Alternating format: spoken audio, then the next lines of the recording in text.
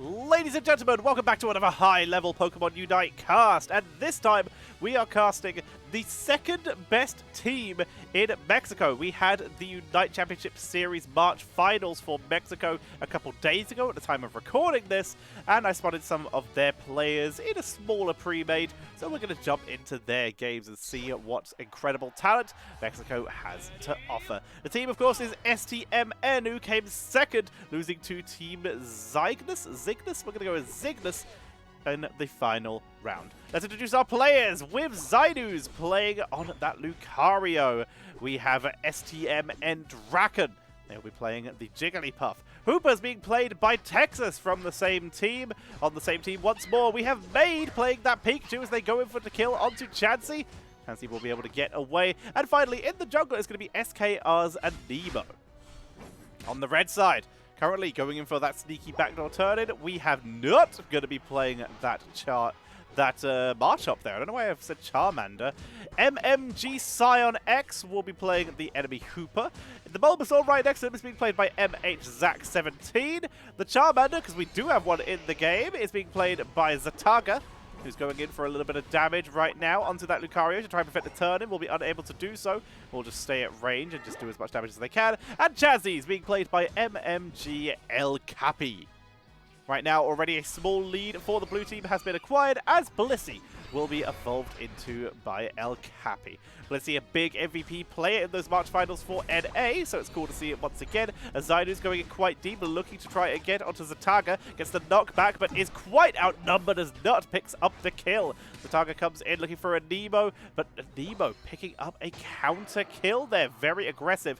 This bottom lane looking a little bit shaky. They are very low in hit points, and right now the score is still very in favor of the blue team. 42-11 at this early stage of the game. Maed just looking to zone with this Pikachu. Drop a little bit of damage, poke in, poke out, whatever you need to do. Meanwhile, in top lane, Marchoke Kn't is still trying to just sneak more turn-ins. Has 9 on those Eos Orbs. Will quickly dunk him. You can see they do not have a score shield here. And in the meantime, counter turn-in coming in from Lucario. Zynuz gets theirs as well. Check out this 1v1 to see who comes out on top. In the most recent patch, Drakn was nerfed, but Lucario, one of the most played heroes, was not. Lucario gets the turn-in, utilizing their own score shield for the 1v1 to get a little bit of extra protection.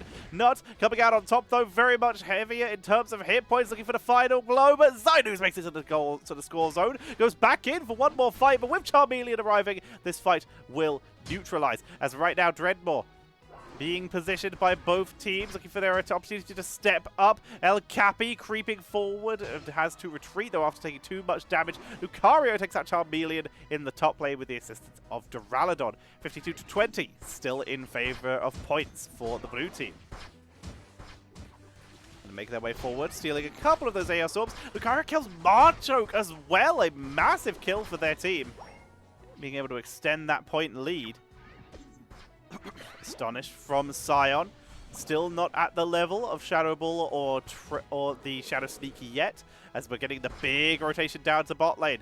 Dreadmore being positioned, being postured for both teams. Blissey stepping up and taking a lot of damage from Anemo. Into the backline comes Lucario, taking out 1. Looking for 2, gets 2. That's 3 kills for Lucario. Zynuz is absolutely dominating these fights. Down goes Charmeleon as well. And this is a very rough fight. Blue team take a dominant position as everyone begins making their way up towards Rotom. We will see that fight again. Lucario in the backline, already picking up 1 with the 2, with the Bone Club, and immediately dives for Charmeleon as well. Nearly picks that up as a kill too, but Charmeleon was able to sneak away. Rotom being postured, but not started yet. Not in position, but isn't going to go for it too aggressively. Ivysaur down in bot lane, and Charmeleon not here yet. Lucario very deep into the backline, was able to steal the berry.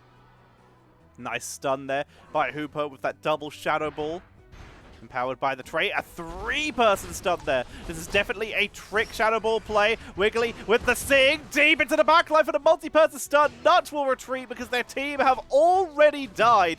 Another dominant fight for blue team here. As suddenly we are seeing an absolute massacre. They're still only just starting that Rotom right now. but they're looking great doing it, going in for turn-ins. Look at this team fight. The Sing comes out, multiple person stun, the massive shield from the Blissey Unite move to dominate that fight, and the Bone Club for the extra dive with extreme speed to guarantee the kills. Beautiful play coming in from blue team. 189 to 20 right now. Rotom being defended. Zynuz going to dash away. They're not wanting to get caught out by that March Oak. Blissey actually going to rotate across the map. Will spot Lucario still over here. Going to force Xataga to come in and try and assist, but unable to pick up the kill. We'll finally see the Rotom going to get finished off by Scion for the finishing blow.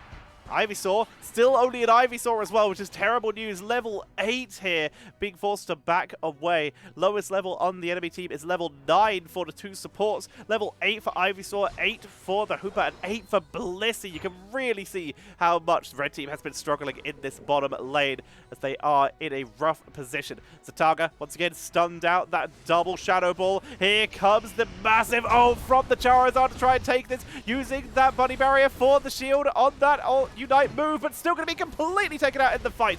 The Rings Unbound come out as El Capi tries to flank in from the side. Venusaur now has that Petal Dance, is trying to drop some damage in this fight. Lucario taken out. Venusaur diving in deep. Red team have actually come out ahead. They get the Dreadmore this time.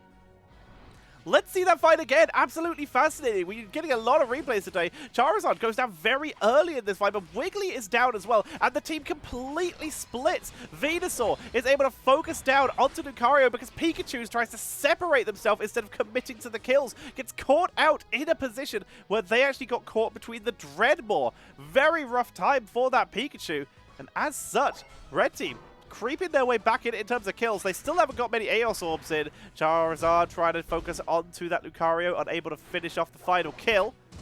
But Red team, with their kills, have evened up those levels by a massive amount here. Anemo starting onto that Rotom. In the meantime, Marchap has to dash away as another push onto this bot lane is coming out from blue team. And again, they're doing this all while Duraludon picks up Rotom solo. Petal Dance comes out, but it does nothing as Zynuz picks up the kill. And this is all while, in the meantime, Rotom pushes out. We're not going to see Anemo push it in with it. That would be incredibly risky with all the opponents respawning. Great way to get yourself caught out and die here. But a dominant position right now for the blue team. Even though they lost that one fight, they are still massively ahead. But this is a surmountable deficit. You can see 50 points onto the Marchap here. 23, 35, 45. This is surmountable. If they can survive, Marchap does die. Loses quite a few of those AS Orbs here as they try to chase down Lucario. But if they win Zapdos, this is a surmountable deficit. Remember, each 50 turn-in with Zapdos active will be a 100 points at that 2-minute mark. A great opportunity for them to try and creep their way back into this game. This is still winnable for the red team. But right now, blue team in a dominant position, really having the positioning over Zapdos with 20 seconds to go.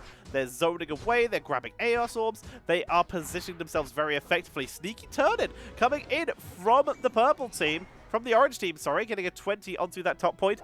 Is El Capi going to do it? Looks like El Capi may try and wait, seeing if they can get that sneaky turn in after the 2-minute mark to get those bonus points. And of course, they're doubled once you get past that 2-minute mark. Here comes the portal. Will they join with their Hooper to retake this team fight? They are very split here, not taking the portal, meaning they're very outnumbered. Ruination comes out, and that means Venusaur will get absolutely destroyed here. The late arrival of Blissey really punishing them here. They separate out Wigglytuff, though, and that's going to allow Marchap into that backline to do a lot of damage. Tries to go for Pikachu, but that means they're completely split from the rest of the team. Charizard has separated themselves out. Venusaur is alive and still in this, and blue team are starting to lose numbers here. Here comes Marchap once again, trying to take out the Hooper. Big dive onto the backline, taking out Texas.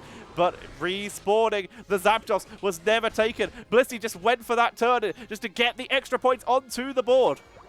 Forget the Zapdos, there's no time, but only 163 left. They still need to do something. 49 for MH Zac to try and take this. Lucario, 27 in position for the defense. Here comes the 1-minute mark. Red team will now hear that they have a points deficit, that they need to make the play. How do they react? They've had their warning, getting that speed boost, rotating across the map, taking a quite long rotation. Here comes the Aeos, here comes the Aura Sphere from the Lucario to try and pick up the kill. doing the best they can. Hooper take it out. That's a big number. A Unite move from Venusaur, but already gone. But this has still created the distraction maybe needed for Kn't to go for the turn-in. That's going to be a full 100 points. That puts them in the lead. But Lucario on the other side of the map gets another turn-in. 291 to 263 with 20 seconds left. Zapdos is picked up by the blue team. Red team need to get a miracle turn-in right now, but they have to stop the Duraludon. It's all up to Machoke here. Marchap going in for that turn-in, but it might be too late as multiple turn-ins have happened onto the right-hand side of the map. You got to finish your turn-in, Kn't! Kn't going for him, but the Bow Club interrupts them, and that is going to 100% secure the victory. A couple turn-ins happened on the right-hand side of the map, and Zynuz, with the defense, with that Lucario, able to prevent the turn-in, and that will secure the victory. Absolutely beautiful play. The sides have swapped. We've had that bug once again. That will be a victory. Zynuz, 190 points scored. Beautiful play there. Able to secure that victory and prevent Kn't from getting in that last second run and score. El Capi with a solid 166 there, making the most of those shields for their turn-ins as well, and running across the map in the last couple seconds. We actually saw Hooper portals coming out to buy them some time. It was close, it really was, but Zapdos secured with the last 30 seconds of the game, allowing a couple more turn-ins from Zynuz especially to secure the win. Great play by the rest of the team there, really prioritizing what they knew could secure them the victory. And unfortunately, Blue Team were unable to position themselves in a way that they could turn that in their favor. Here are the final stats in terms of kills. 5 kills for Kn't and Xataga, both doing insane damage. But look at Zynuz. 14 kills. 14 knockouts for Zynuz on that Lucario. Absolutely insane. Anemo picking up 6 as well. We'll have to look at the damage, because again, this is a post-nerf Duraludon. 61,000, a little bit lower than expected. Charizard on 74,000. Lucario, surprise, surprise, still not nerfed on 99,000. It's a pretty solid deficit. You can see the differences there. And able to tank 58,000 damage as well. Second most in the game, behind Charizard, who was able to tank 68,000 as well. Xataga really trying to give their best for those team fights as well. Well, ladies and gentlemen, there you go. A solid 19,000 for each end as well. Just want to point that out because that is hilarious. We can have a look at those final turn-ins to see where the difference lies. And it was all on Zapdos. The final turn-ins were attempted. You can see there, Machoke and Blissey, 100s across the board, getting those cheeky turn-ins. Marchap doing everything they could to try and finish that. Blissey maximizing that shield usage. They really went for it, scoring massive amounts of points at the end. That's basically all of their points at the end of the game, and it nearly brought them back into it. But here's where you see the Zapdos diff. 92, 92, 94, all coming in the last couple seconds of the game. Hooper and Duraludon in base. Lucario able to grab it in that bottom lane and then port back to base to prevent that Machoke turn-in. You can see the Marchap turn-in, sorry. You would have seen that Marchap would not have ended the game, would have been 48 doubled to a solid 96, meaning they would not have scored over the 507 points that we see here for the members of the orange team. So it wouldn't have made a difference, but it's still smart. You don't have those points readily available when you are a player, so it was a really clutch play by Zynuz. Well, ladies and gentlemen, I hope you've enjoyed this cast. I have been Tetcher.